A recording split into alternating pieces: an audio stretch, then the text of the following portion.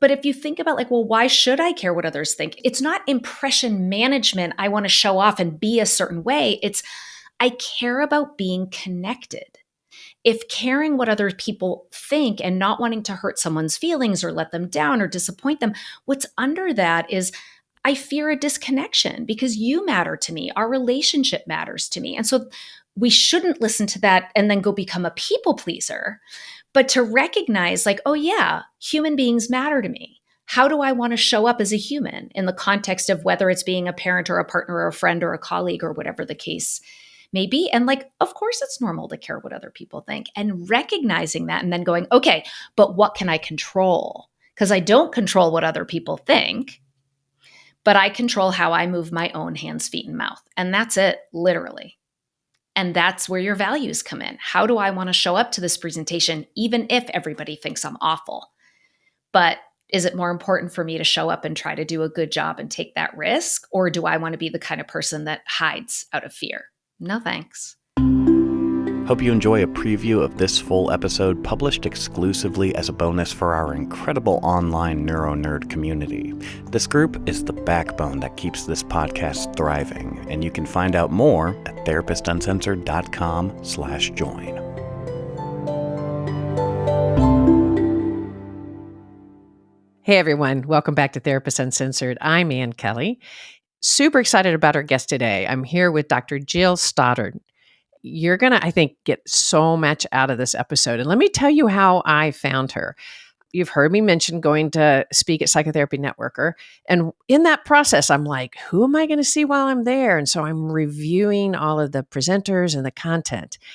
And Jill is down for speaking on, it's not actually entitled Imposter Syndrome. We'll get into that, but about the feelings of being an imposter.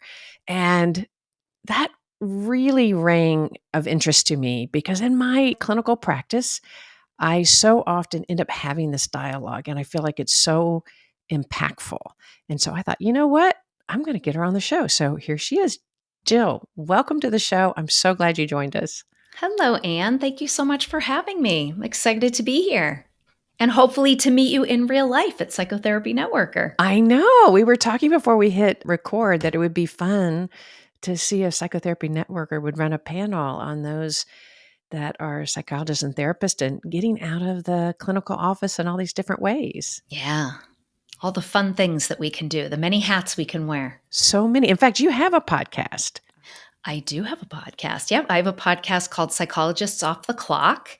There's actually 5 of us co-hosts, and we kind of rotate doing interviews just like this with experts in psychology, talking about, all science-backed ideas in hopes that it will translate for listeners to be able to use the different skills to flourish at work, at home, in relationships. Yeah, I love it. It's so much fun. Don't you love it? Like just nerding out with other people about psychology? It is so much fun. It's like you would think we've been doing it and you've been doing it a long time too. We've been doing it for 8-9 years and it's still fun. Like I'm not burnt out at all. It's invigorating. Yeah, same. You can really see with ours, like the topics that we've been interested in over those years. Because, in the early days, there were parenting episodes about little kids. Now there's episodes about menopause. So, the fun part is that we get to interview the experts that are talking about things that we happen to be personally interested in, and also think that, our audience will benefit from. Hence why you're sitting here. Mm-hmm. So tell me a little bit. You mentioned having a podcast, but before we jump in, give our listeners some insight about who you are. Well, I think, like you already said, I am a psychologist. I wear lots of different hats, which is what I love most about being a psychologist. And so I have a clinic that's actually in San Diego, California. And I have a team of women therapists who we specialize in treating anxiety disorders. So we do cognitive behavioral therapy, acceptance and commitment therapy, some EMDR. And so that's one hat that I've worn for a long time, but I personally only see a small handful of clients these days. And with the rest of my time, I am podcasting. I am the author of 3 books, and everything I do is really under the umbrella of acceptance, commitment therapy, and psychological flexibility, which I imagine we'll talk about a lot today. And so my books, I have a book for therapists that's called The Big Book of ACT Metaphors, that's for ACT therapists. And then I have a self-help book for women with anxiety, and my most recent book for professionals struggling with the imposter experience, as you mentioned earlier. And then my favorite thing to do that I've been trying to do a lot more of is public speaking. And, part of the reason that I write and do podcasts and speak is recognizing how hard it is. Not everybody has the resources for psychotherapy or the desire. And it just feels terrible the way our healthcare system works. And it felt important to me to be able to get these evidence-based ideas out into the public in ways that were more accessible for people who aren't necessarily able to go to psychotherapy every week. And podcasts are free and books are inexpensive, or they can be there at the library for free. And then, when I'm doing speaking, typically it's a corporation that's paying. So the people that are attending are getting that for free. So yeah, you were speaking our language. And podcasts have really been shown now in research to have really positive impact, especially on those of marginalized communities and things like that that may not have access. And so it really feels like a worthwhile process in writing books where you could have something out there and it's all condensed. Like you kind of move your mind. You're like, I'm going to focus it all here and give everything I have to make a difference. And it's very inspiring. And for me, so it feels like it's a service and there's accessibility, but for me, it's also creative. Writing is creative, and even podcasting feels creative, and speaking feels creative. And I've realized the older I get, I really need that kind of creative outlet. And then in addition to my professional world, I'm also a mom. I have 2 kids and a husband, and I live in Massachusetts. So I sort of have two, my business in California, but then my speaking and everything else in Massachusetts. And we have a very adorable little French bulldog that rounds out our family. And that's me. Well, let's jump in to the idea. I started with using the word imposter syndrome because that's probably the most familiar way that people hear about it. And I know verbally I've used that word to actually bring relief about it, not to make it a syndrome. But that's a way to start. Why did you shift it from the idea of imposter syndrome? Well, no, actually, let's back up. Let's start with, what does it mean to be an imposter? And why did you decide to write a whole book kind of centered on that? Well, I'll tell you, I wrote a whole book centered on it because you know what they say, research is me search. Or the one I heard recently that I thought was so cute is your mess is your message. So isn't that funny? Your mess I is love your it. message. And so, it's something that really resonated with me in terms of, going to graduate school, graduating from graduate school, having different opportunities, and just that very frequent voice showing up saying, who do you think you are? You don't have any business doing this. And so, I was interested to learn more about it. And as I dug into it a bit, I came across research that shows that you don't outrun it necessarily over time. That I would think logically, as long as I just rack up enough achievements and successes, then I will no longer feel this way.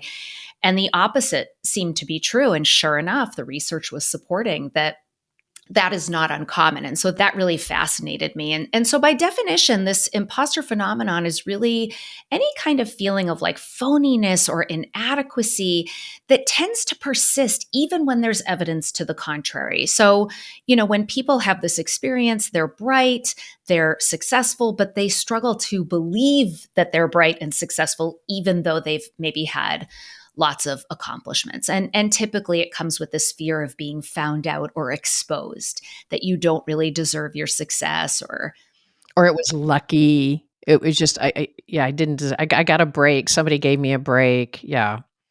right. So I talk in the beginning of the book about how when I got into graduate school, I found out that my dad knew the director. And for years, despite racking up lots of achievements, I was really worried that that was the only reason, someone mediocre like me could possibly get into this competitive graduate school program. And it just kind of followed me for a long time. And I was constantly feeling like I was like getting on this hamster wheel of achievement, trying to outrun it and failing to outrun it.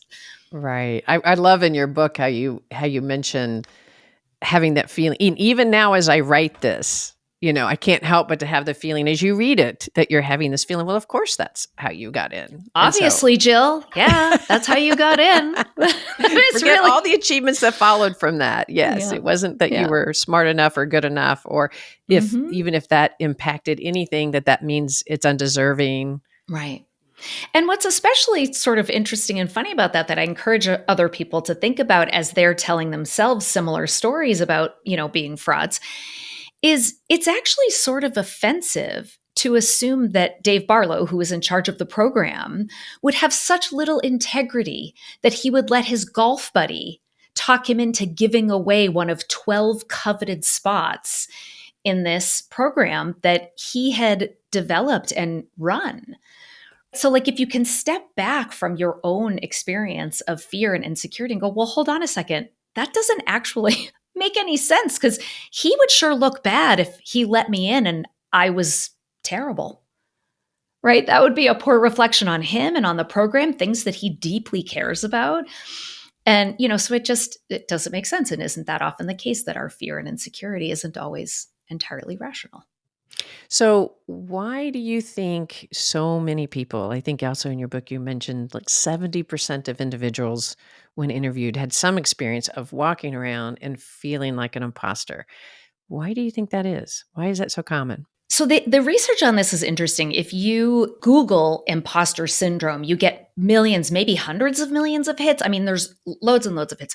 But if you go and search a scientific, like PubMed kind of database, you get hundreds of hits.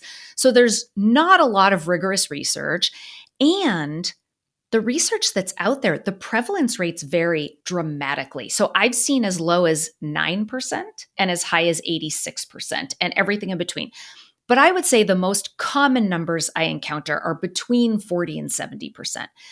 And so, in other words, that means most of us will have this experience, these thoughts and feelings at some point. And so, this is back to your point of like, why should we not call this a syndrome? Well, that's one of the reasons why. Because if half of us have this experience, I mean, a syndrome is a disorder or a disease or a pathology. What other disorder, disease, or a pathology exists in nature that half the people on the planet experience? None, zero. That's one reason it's not a syndrome. But when this was first identified in the late 70s, it was two psychologists, Pauline Clance and Suzanne Imes. It was called the imposter phenomenon. And at that time, they thought that it only impacted high achieving women. We, of course, now know that that's not true, but at the time, that's what they thought. And so, isn't it interesting that a phenomenon that was thought to only be experienced by high achieving women was suddenly rebranded in our social culture as a syndrome? And it was the late 70s. So the sexism is baked right into that, to pathologizing women who have self doubt. So it happens to most people. Pathologizing women who have self doubt and pathologizing this idea that if you have insecurity, that's pathology. Exactly. Right? Yes. Right. Like that's exactly. Yeah. Yes. And we now know this really can impact anyone.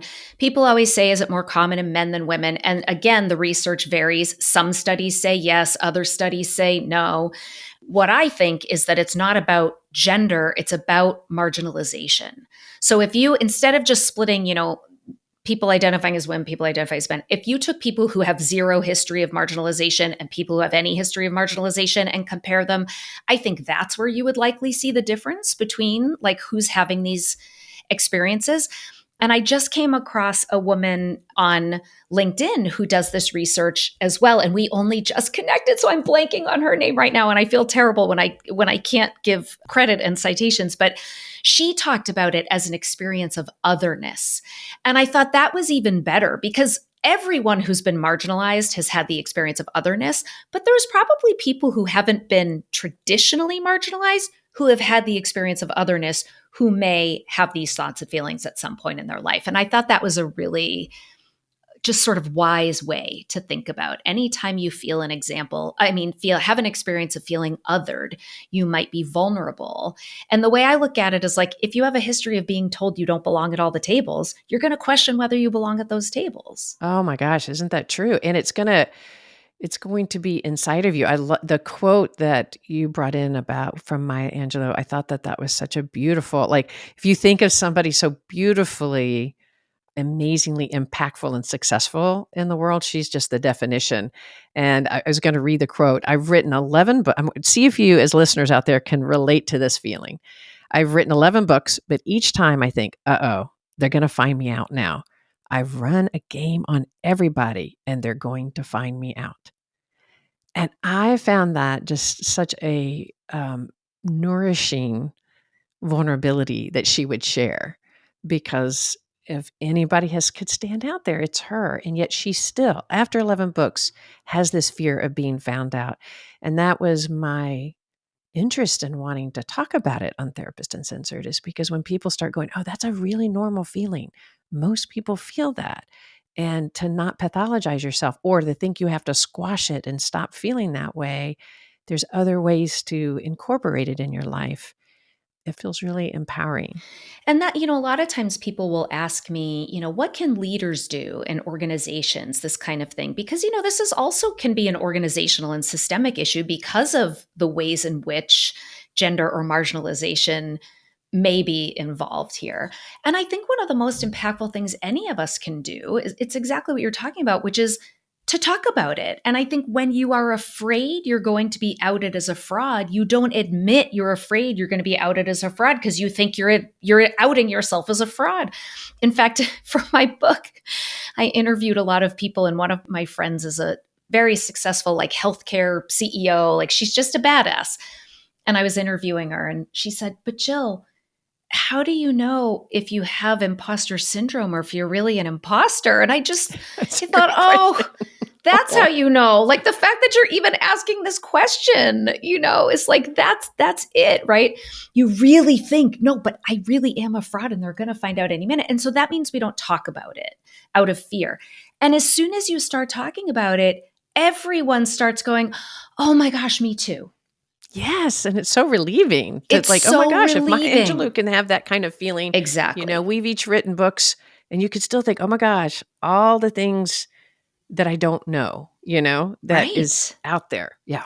Right. And I did this panel at a conference, and I had all these uber successful women come up and talk about their experiences. And my hope was that anyone who came would go, wait, what? You? Well, hold on. If you're that successful and you feel this way, then why would I let this get in my way? And that's exactly what happened. I mean, that is the feedback we got from everyone. They were so grateful to have these examples of kind of powerful women in the community who they looked up to coming and saying, I feel this way all the time. I haven't figured out how to fix it. I've just found a way to use psychological flexibility to move forward and do the thing anyway, even in the presence of fear and self-doubt and your mind saying, who do you think you are, and all of that other stuff. I love that. It was cool. Thanks for listening to this preview of bonus content. If you would like to continue with the episode or to support free worldwide access to important material like this, you can join our online community for as little as $5 a month at therapistuncensored.com/join. Thanks.